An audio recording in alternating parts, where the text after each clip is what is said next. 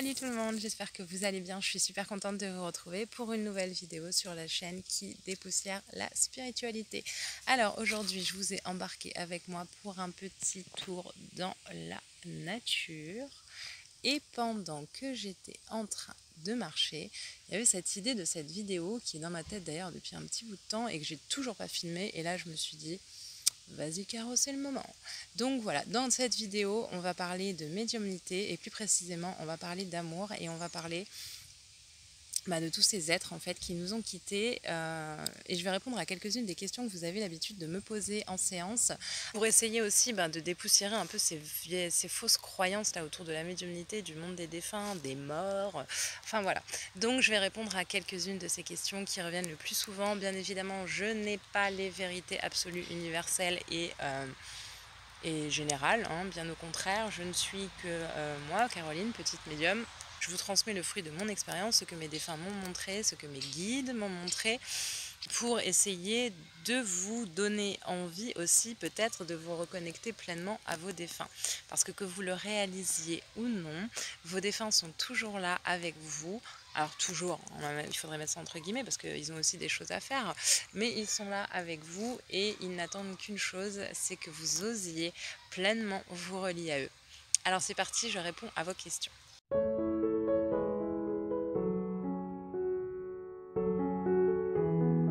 Alors celle-là, comment vous dire que je l'ai entendue un nombre incalculable de fois, je compte même plus d'ailleurs le nombre de fois où je l'ai entendue. Alors non, la réponse elle est simple, non, on ne dérange pas ces défunts, on ne les dérange pas. Ce qui aurait plutôt tendance à les déranger, si je peux me permettre, c'est de nous voir souffrir, c'est de nous voir galérer, c'est de nous voir pas bien, c'est de nous voir hésitants, c'est de nous voir tristes, c'est de nous voir dans le doute, dans l'hésitation, et de croire qu'on est seul. Parce qu'on croit souvent qu'on est seul à devoir se battre, qu'on est seul à devoir se batailler. En réalité, non, on n'est jamais seul, on n'a jamais été seul un seul instant. Vos défunts, non, vous les dérangez pas, absolument pas. Il faut arrêter de croire que vous les dérangez. Vous ne les dérangez pas, vos défunts. Ils ne sont pas dérangés par vos appels, par vos demandes d'appel à l'aide. Ils ne sont pas dérangés aussi par quand vous avez des doutes, quand vous avez des questions, quand vous avez 1 ou 2 ou 3, 4 chemins à prendre et que vous ne savez pas lequel est nécessairement le meilleur pour vous. Ils ne sont pas dérangés non plus quand ils sont passés dans la lumière, quand vous leur demandez qui vous aide à faire leur deuil. Donc non, ils ne sont pas dérangés. Tout ça, il faut arrêter avec ça. C'est-à-dire qu'en fait, il faut que vous imaginiez que vos défunts et vous ne pouvez plus vous voir en présentiel, en visuel. Il faut imaginer qu'à partir de leur départ, que ces êtres que vous avez aimés, vous avez un téléphone. Vous avez un téléphone pour les joindre et des fois la ligne elle est un petit peu brouillée. Alors la ligne elle n'est pas nécessairement brouillée nécessairement de leur faute, c'est en général beaucoup plus de notre faute à nous parce que on n'est pas dans la réceptivité, parce qu'on n'est pas dans l'amour, parce qu'on est là-dedans et qu'on n'est pas là. Mais donc voilà, il faut imaginer que vous avez comme un téléphone, qui a comme une ligne téléphonique qui est branchée entre vos défunts et vous et qu'ils attendent qu'une chose, c'est que vous vous en serviez en fait. Ils attendent juste que vous composiez leur numéro. Vos défunts, vous pouvez les appeler, vous devez les appeler parce qu'aujourd'hui ce sont des êtres d'amour qui ont une multitude de choses à vous apporter, à vous offrir un chemin, à vous montrer.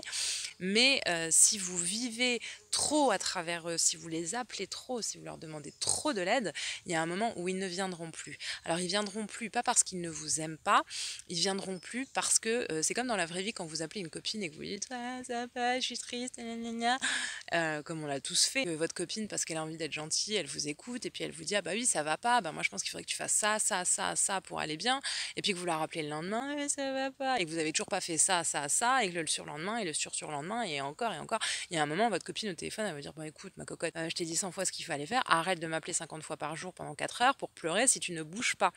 Et un défunt c'est exactement la même chose, donc au bout d'un moment il va plus descendre. Il va plus descendre pour vous permettre de retrouver votre plein pouvoir créateur, votre plein potentiel. Et aussi parce que lui, il sait qu'énergétiquement, dans votre aura, dans votre corps astral, dans votre esprit, il a fait tout ce qu'il fallait pour vous permettre d'avancer et que maintenant, c'est à vous d'y aller. D'accord? Mais non, on ne les dérange pas. On ne dérange jamais ces défunts.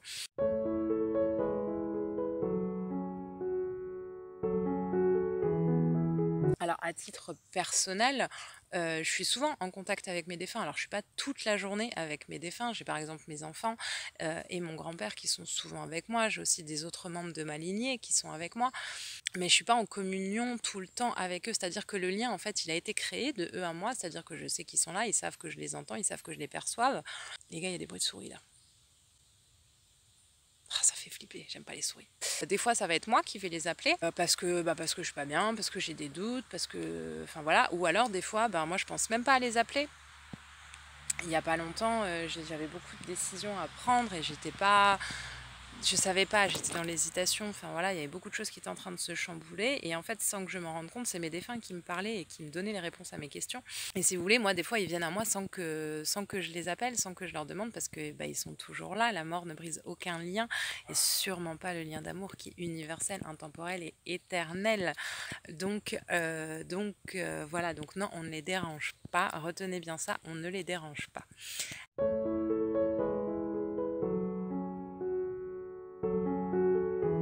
En général, vos défunts ne se réincarneront pas avant, j'ai envie de dire, avant vos retrouvailles. Ils se réincarneront pas avant que vous montiez là-haut, tout simplement, parce qu'ils ont envie de profiter de ce temps de vous à eux, là-haut dans la lumière, dans l'amour, dans la plénitude, et pouvoir aussi bénéficier d'une reconnexion d'âme à âme. Parce que même si aujourd'hui sur Terre vous êtes connecté avec vos défunts, que vous leur parlez, que vous recevez leurs messages, leurs guidances, leurs conseils, toutes ces choses-là, le lien il n'est pas nécessairement d'âme à âme parce que vous êtes encore sur Terre, donc vous êtes dans la densité de la matière, vous avez l'ego, vous avez l'esprit. Donc en général, oui, non. Vos défunts ne se réincarneront pas avant votre départ de la Terre, tout simplement parce qu'ils vous attendent, parce qu'ils ont des choses à vous dire, probablement aussi parce que ce sera eux qui viendront vous chercher le jour de votre départ.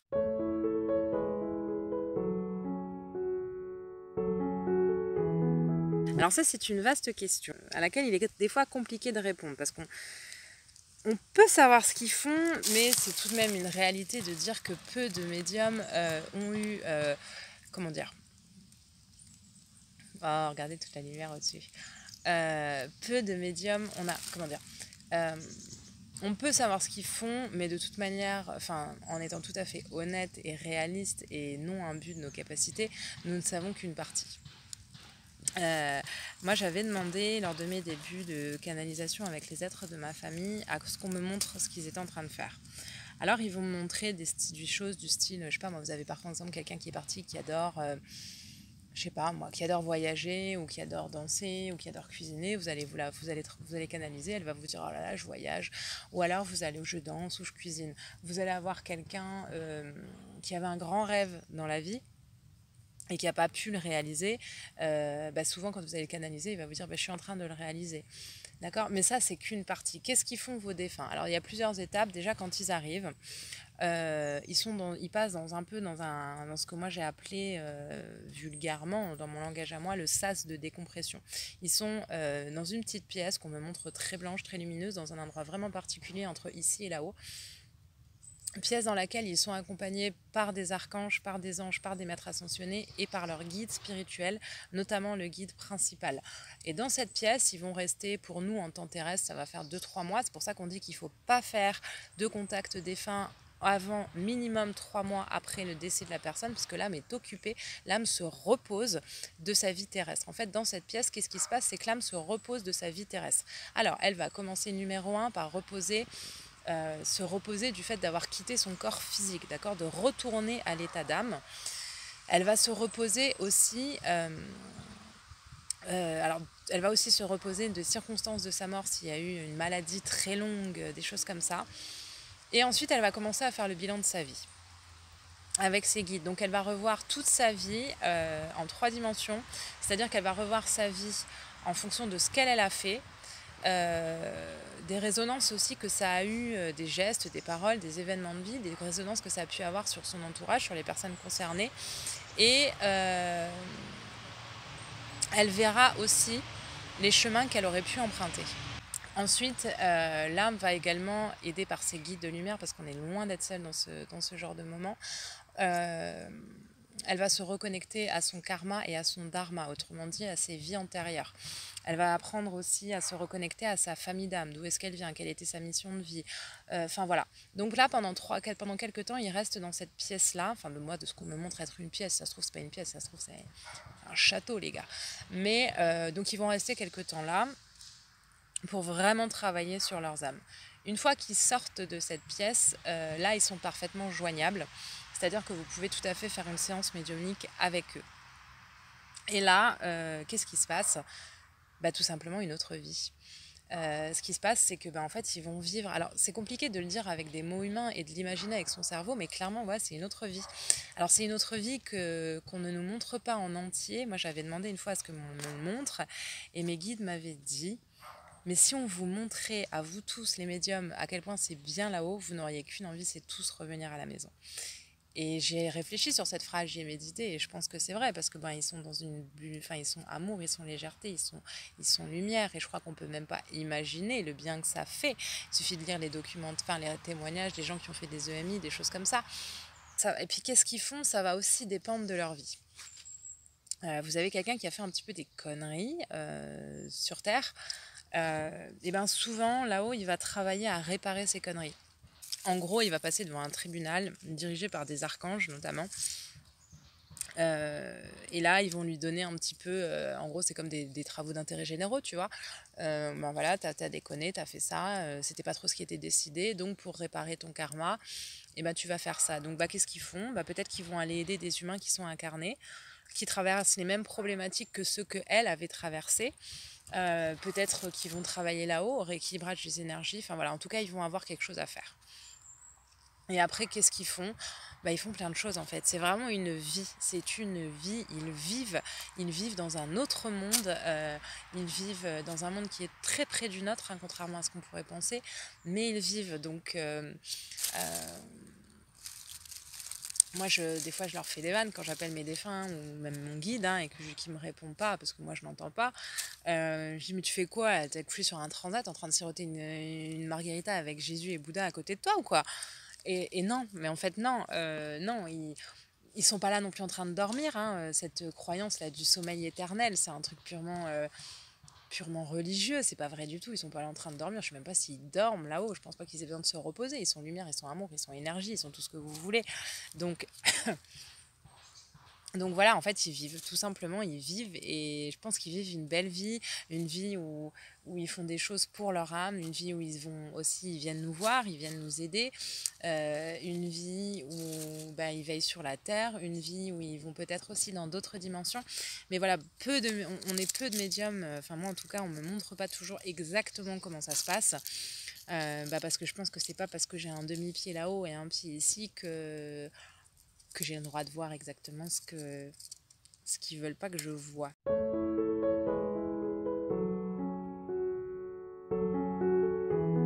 Quand je vous fais une séance et puis qu'avec votre nom, votre date de naissance, je recapte qu'il y a telle âme à côté de vous, je vous dis, ah bah oui, il y a votre grand-mère, ah bah oui, c'est votre grand-père. Les gars, il y a vraiment des souris là. Il doit y avoir des bestioles. Clairement, là, ça bouge dans les herbes à côté de moi. Bref. Et je vous dis, bah oui, mais voilà, c'est la grand-mère, des fois c'est même l'arrière-grand-mère, et là vous me répondez toujours cette même phrase, avec le même ton, c'est non mais je pourrais vous enregistrer et vous mettre tous à la suite, les uns à la suite des autres, c'est la même phrase, le même ton, la même tonalité. Ah bon? Je l'ai pas connu. Ouais, alors, c'est pas parce qu'on n'a pas connu un défunt qu'il n'est pas avec nous. Vous faites partie de sa lignée, vous êtes dans sa lignée, vous êtes dans sa branche généalogique, vous êtes dans son arbre généalogique, et lui, il vous aime en fait. Parce que lui, du premier jour où vous êtes incarné sur Terre, il s'est dit, oh là là, la petite boule d'amour, là, allez hop, je vais aller la regarder, je vais lui faire des petits châteaux, je vais la surveiller, je vais lui envoyer de l'amour. Voilà, peut-être aussi qu'il se sent relié avec vous parce que vous partagez une vibration d'âme particulière. Parce que vous lui ressemblez ou parce que vous faites des choses que elle aurait aimé faire ou que lui il aurait aimé faire. Voilà, mais c'est pas parce qu'il faut vraiment s'enlever l'idée de se dire qu'il y a que les défunts que vous avez connus qui veillent sur vous. Si vous saviez le nombre de personnes qu'on a à côté de nous tout le temps, partout et toujours, voilà, il y a plein de trucs que vous direz, ah merde, là on me regarde, oh là je suis pas toute seule, oh là il y a quelqu'un, voilà, il y a tout le temps quelqu'un à côté de nous.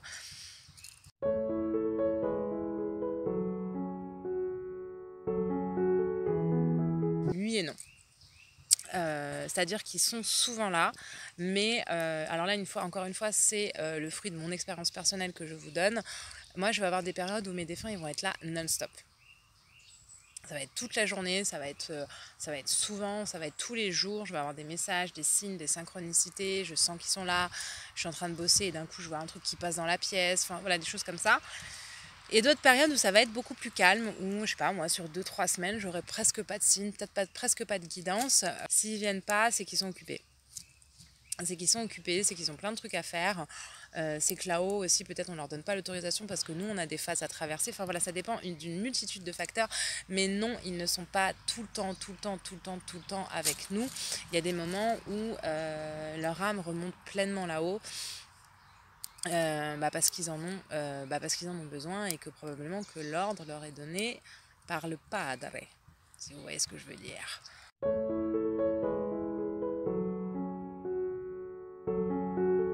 Oui, ils peuvent nous aider. Il suffit simplement de leur demander, en fait. Il suffit simplement de leur demander, de vous montrer le bon chemin, de vous apporter les conseils dont vous avez besoin pour sortir de telle ou telle situation. Mais oui, ils peuvent vous aider et il suffit simplement de leur demander. Je vous jure qu'il suffit que de ça. Et peut-être en fait que pour vous sortir de situations un petit peu compliquées, la seule chose que vous ayez à faire, c'est de leur demander. J'espère que dans cette vidéo, j'ai pu répondre à quelques-unes de vos questions. J'espère que cette vidéo vous a plu. Si cette vidéo vous a plu, je vous invite à me le dire en commentaire. Si vous avez encore d'autres questions, n'hésitez pas également à me le mettre en commentaire. Je vous lis toujours avec beaucoup d'amour, beaucoup de bienveillance et beaucoup de plaisir. Si vous n'êtes pas encore abonné à la chaîne, vous pouvez le faire pour venir rejoindre un petit peu la communauté en ligne qui se forme de plus en plus. Je vous envoie une multitude de pensées lumineuses, bienveillantes et remplies d'amour. Et je vous dis à très bientôt pour de prochaines vidéos. Bye bye!